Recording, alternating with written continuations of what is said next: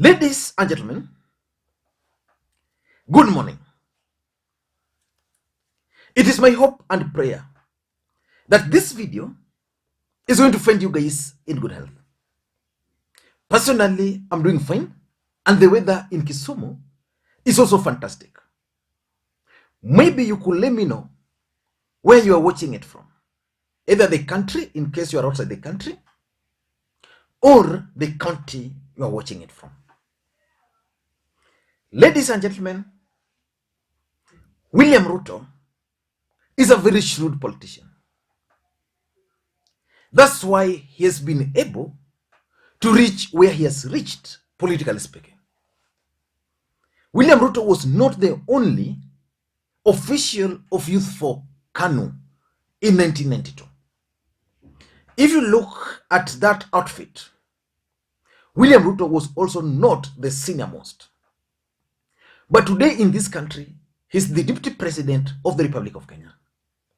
And William Ruto is one of the wealthiest individuals in this country. In fact, he's supporting or is financing his campaigns alone. So he's a very shrewd politician. William Ruto has figured out that he might actually not win the presidency in the upcoming general election. And therefore, he has started scheming for 2027 general election. And in his schemes, he's actually reducing Musalia Mudavadi to a loyal leader. For those who follow the politics of this country, a few months ago, Musalia Mudavadi surprised Kenyans when he joined William Samoei Arap Ruto. And it was expected that Musalia Mudavadi was going to be made the running mate. And of course, one man, Rigathi Gachagua, told Kenyans that there was no way that the issue of the running mate was completed. We saw Musalia Mudavadi issuing statement here and there, but that remained the position. Then when it was clear he was not going to be the running mate, then he became the face of the Hustler Nation economic advisor. So Musalia Mudavadi would, at each given point in time or at each given opportunity, would articulate the Kenya Kwanza agenda on economy. He was the guy who was going to solve the economy of the country should Kenya Kwanza win the presidency. It went like that. Then he became the automatic number 2 after the deputy president strategically. But of late, Musalia Mudavadi has been made as the Luya leader. For those who've been following Kenya Kwanza of late, whenever the deputy president is going to a place, Musalia Mudavadi will always accompany him. But Musalia Mudavadi's role is reduced to be the Luya leader. The other day they were in Nairobi, where they addressed a press conference. In that press conference, Musalia Mudavadi addressed that conference as the leader of Mulembe Nation. In that press conference, they were actually attacking Raila Odinga. I'm going to go into it a bit. Then after that, I think they were also in Nakuru, where he was projected as the Mulembe leader. Musalia Mudavadi was yesterday in Mombasa. Again, he was coming out as Mulembe leader. But I think he realized the mistake. Then later on, he started articulating the issues of economy. So William Ruto is strategically reducing Musalia Mudavadi from a national leader into a Luya leader. And you know what that would mean. So in this video, I want us to look at the objectives. Why William Ruto is keen on reducing Musalia Mudavadi to a Luya leader. But before we do that, in case you're watching this channel for the first time, I want you guys to take a second or two, click the subscribe button so that next time we produce a video like this, YouTube will automatically notify you. And to the subscribers, I want to continue. Thank you guys for your continued support, because without the support, this channel cannot be where it is. Now, let us get back to the main issue. And I want to play for you a short clip of Musalia Mudavadi accompanied by Luya leaders in quotes attacking Raila Odinga. And I want you to pay very close attention to the body language. Of course, the person they chose to read this document was Benjamin Washeli. If you look at all those guys, Benjamin Washeli is the only guy who has not benefited from Raila Odinga's generosity. So listen in to the statement. Now, this is a press release issued in Nairobi on Monday, June 20th, 2022. And I'm sure you can see the leadership of Mlembe Nation, led by Musalia Mudavadi, party leader of ANC, and a senior member, or rather a partner of Kenya Kwanza. On my right, you'll see Senator Moses Wetangula, party leader Fort Kenya, and a senior partner in Kenya Kwanza. Members from Mlembe Nation who have together put together this statement that I'm about to read. The statement by Mlembe Nation on the diabolic conspiracies of Raila Odinga against the community. Ladies and gentlemen of the press, we called you here today for you to pass the following message to Azimio presidential candidate Raila.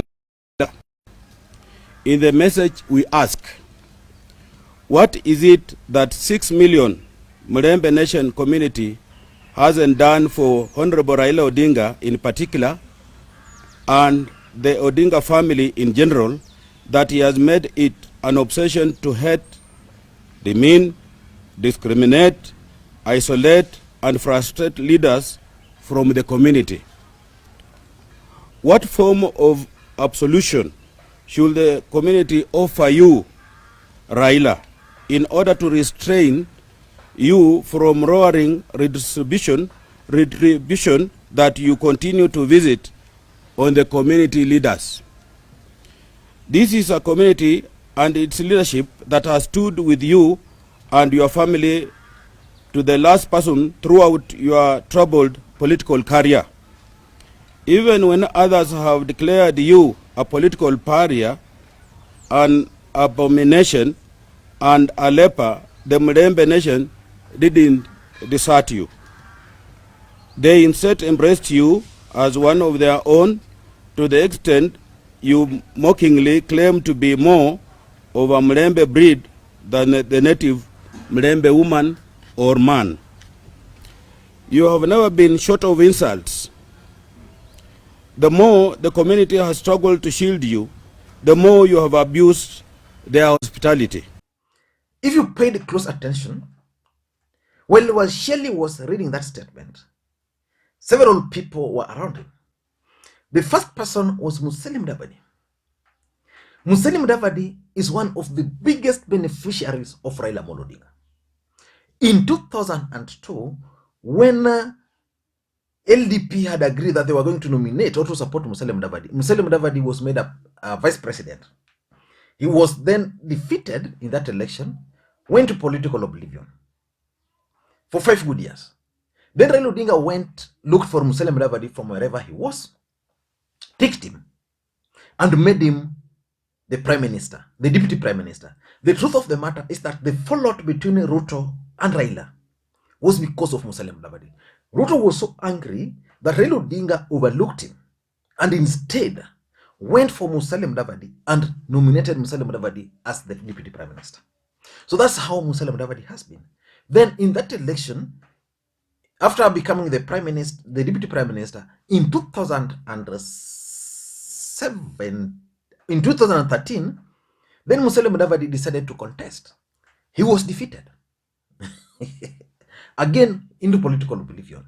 I remember I was in Katwana when Musalia Mudavadi addressed the first NASA rally. So Raila Odinga again went for him. And that's why Musalia Mudavadi has a voice today. Musalia Mudavadi would be in political oblivion as we speak. The other person who accompanied Musalia Mudavadi there was Moses Wetangula. Moses Wetangula was the minority leader without a single senator. It's Raila Odinga who made him. Those are facts. The other guy who was there was Ababu Namwamba. Ababu Namwamba is claiming that he swore in the name of Raila Odinga. But the truth of the matter is that Ababu Namwamba was elected in Budalangi because of his perceived support for Raila Odinga. He used to write a lot of articles on the newspapers while he was still away.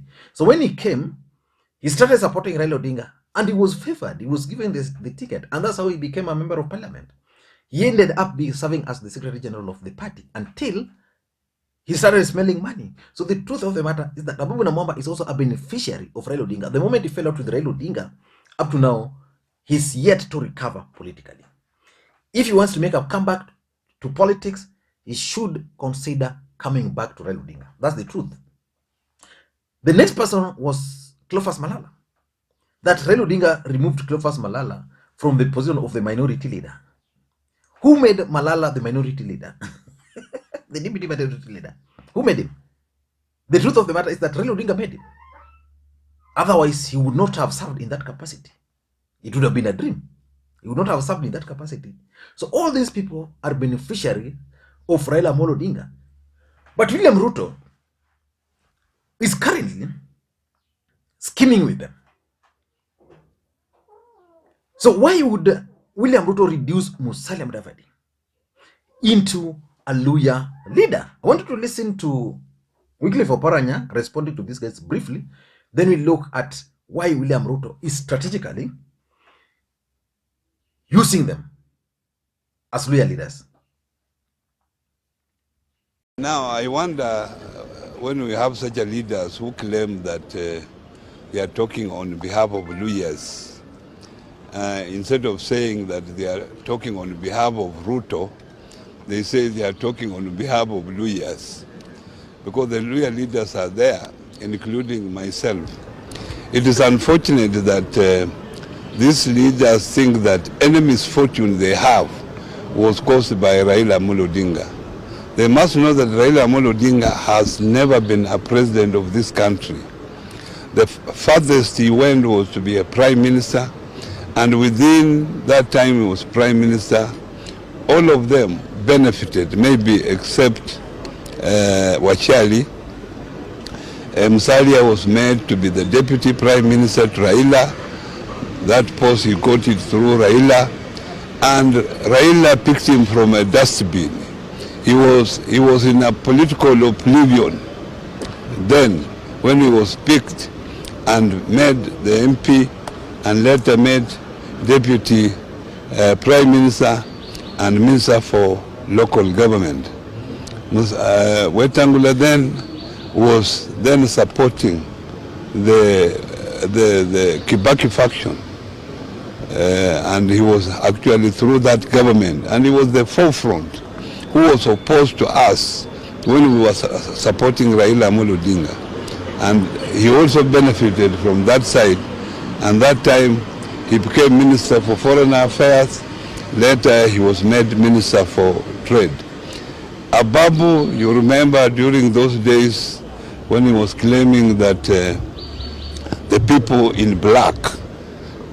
After that election I was a participant.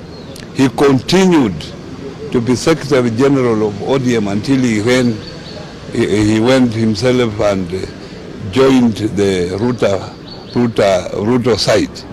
And he left himself, he was a mole, in fact, a Ruto mole within ODM, and that's why he was removed.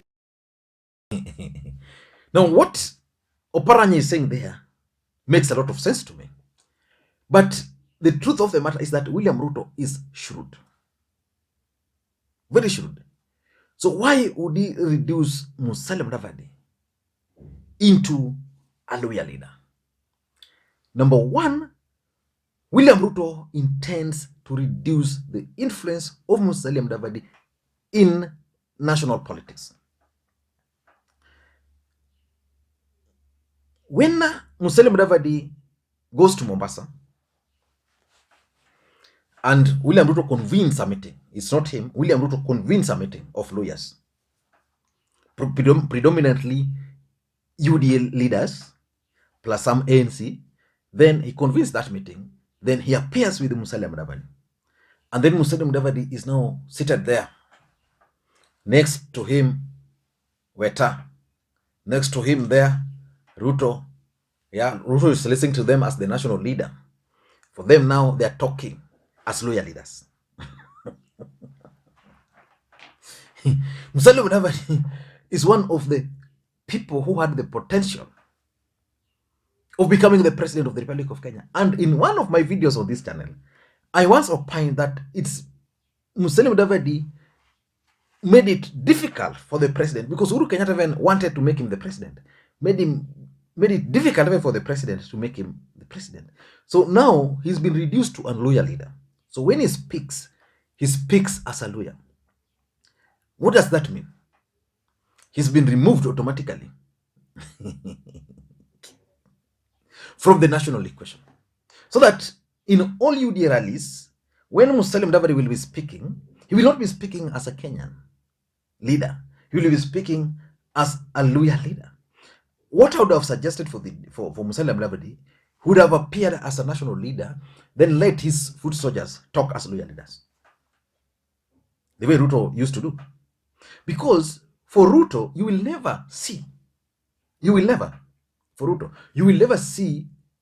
his Kalenjin leaders even addressing these political rallies. Why? Because Ruto want to project an image of a national leader. So if you were to accompanied by Oscar Sudi, Kipchumba Murkomen, all these what, Boss Soleil, and the rest, he will come as a Kalenjin leader. And that's something he doesn't want. So he's preserving those people for future functions. Number two, Ruto is also keen on setting Musalia Mudavadi against Raila Odinga supporters. The truth of the matter is that Raila Odinga has massive support across the country. Assuming Raila Odinga is going to become the next president of the Republic of Kenya, then he's going to serve Mandela's moment. Where will his supporters go to? Let's just talk of the Luo nation. Where will they go to? Ruto is looking at inheriting that support base. That's why you will not see Ruto organizing this kind of events to attack Raila Odinga. But he's setting Musalia Mudavadi against this support base, because he understands that if he wants to become the next president, Raila Odinga will serve only for one term. Then 2027, he will come back to the race. And the way he normally speaks, sweet words, he will come and convince these people. But Musalia Mudavadi shall have cut links with them. That's the strategy which William Ruto is using. And in my view, Musalia Mudavadi is not a politician. He should look for a church and become a bishop in that church. Yeah. Number three, in my view, I think Ruto is also ensuring that Musalia Mudavadi locks himself out of the 2027 equation. The truth is, assuming Ruto becomes the president, Musalia Mudavadi becomes the Minister for Finance. The truth of the matter is that William Ruto is going to ensure that Musalia Mudavadi is confined to lawyer issues. Because even the ANC charter they signed with UDA is about the lawyer. That they want to give the lawyers what, they want to give lawyers what, But William Ruto is strategic. William Ruto understands that for him, he needs the Kikuyu votes, he needs the Luhya votes. And for him to get the Luhya votes, he can do anything, including reducing Musalia Mudavadi into a Luhya leader. Because money speaks. And lastly, unknown to Musalia Mudavadi, William Ruto is strategically making him a Luhya leader to help him win seats. Who is the ANC gubernatorial candidate for Mombasa? None. So assuming the UDA candidate, who is my friend Hassan Omar, wins, and I'm praying for him in Mombasa, which party is going to win? So it means Musalia Mudavadi shall have aided UDA candidates to win. Let's go to Nairobi, where they held a meeting, where Musalia Mudavadi was projected as a lawyer to vote for Sakaja. If Sakaja wins, who wins? UDA. That's Ruto. Those are the realities. You can't say that Sakaja is a lawyer, therefore Mudavadi shall have won. What about Sifuna? Sifuna is also a lawyer. He's going to win. You can't claim that Sifuna is winning because of Mudavadi. You get? Then let's go to Nakuru, where he was also projected as a lawyer leader. Because there's substantial influence of the Luya community in Nakuru. He went there, met with them as a lawyer. If Susan Kika wins, who wins? So William Ruto is strategically using Musalia Mudavadi to aid his party, which is UDA, win certain seats.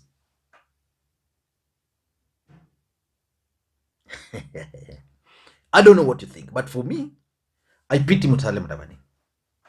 Until next time, this is Lee Makwiny. Bye-bye.